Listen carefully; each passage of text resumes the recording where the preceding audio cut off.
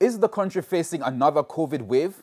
Well, schools across 5 parishes are now battling a surge in cases. So what does this mean for face-to-face classes? Kalisha Williams has been following the issue and now joins us live in studio. Kalisha, what have you been seeing? Thanks, Herman. Well, recently there's been an increase in COVID-19 cases.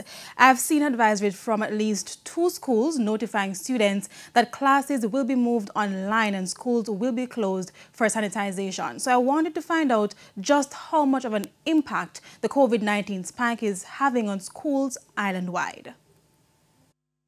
For President of the Jamaica Teachers Association, Winston Smith, the COVID-19 surge in schools is not yet at crisis levels, but it is concerning. It would have been in the last 2 to 3 weeks or thereabout we started hearing of, students turning up with COVID. So I would want to suggest to us that it's really after.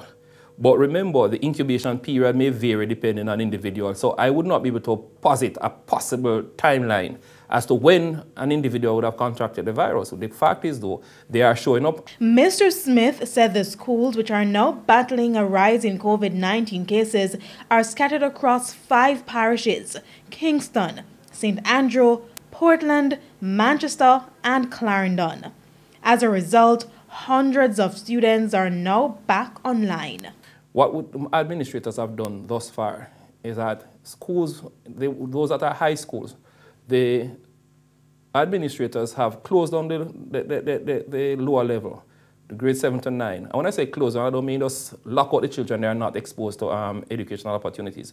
They have transitioned to online modality, while the upper school, who are now preparing and are getting ready to start in full force their exit exams, namely CAPE and CSEC.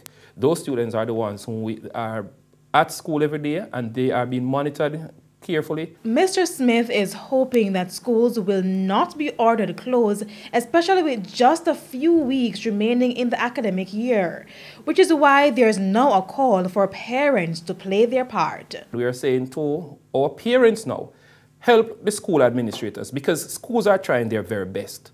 If you know that your child has a fever or any of signs resembling that of an individual suffering from COVID, keep that child away from school so that it helps the school in ensuring the safety and security of the other students as well as the teachers and workers within the school setup. President of the National Parent-Teacher Association, Mitzi Harris Dillon, agrees.